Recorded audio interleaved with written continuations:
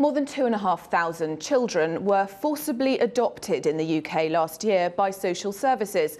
It's a controversial practice that's facing widespread criticism at home and abroad. Daniel Hawkins met one family who've experienced the ordeal. A room made for a little princess, but these toys will remain unused and the baby cot has never been slept in. Jane Harley's granddaughter has never even been home.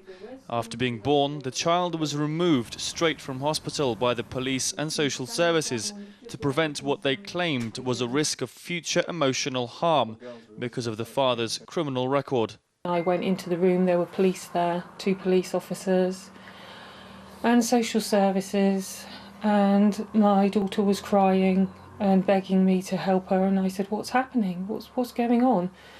The police told me to shut up, and every time I said, "Why are you doing this? What's happening?" You know, I was told to shut up. Social services said that they were taking the baby. Jane and Neil applied to be guardians of the baby, offering to meet any conditions set out by the authorities and undergoing numerous assessments.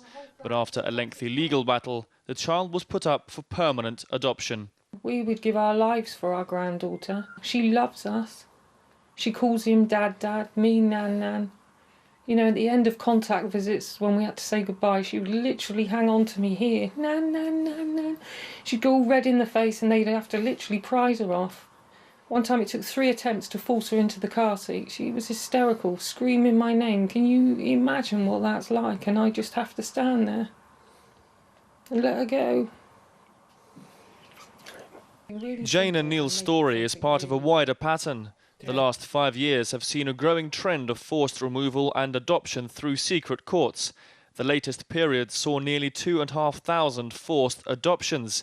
That's the equivalent of more than 250 classrooms of children.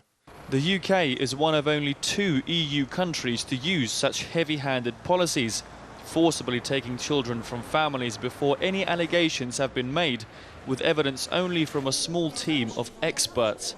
Parents are often prevented from speaking out under threat of prison. Those closest to the system insist it is working. We do put children first, whoever their parents are. Our legislation is very clearly based upon the welfare of the child principle, and sometimes that does get us into conflict with parents, but that's our legislation. There's no doubt that social services do crucial work, keeping many children safe from abuse. But the practice of forcibly taking children from their families who've never committed a crime and never harmed a child is becoming increasingly controversial, both with British and European families, as well as experts.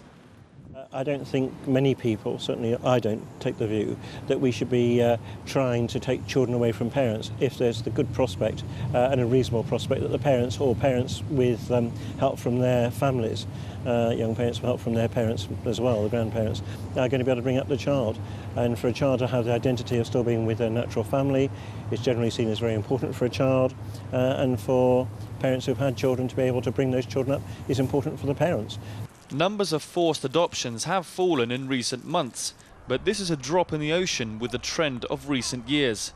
Faced with strong criticism, the government may have to take a long look at its adoption policies, but this will be a small consolation to families like the Harleys, who have already lost their children. Daniel Hawkins, RT, London.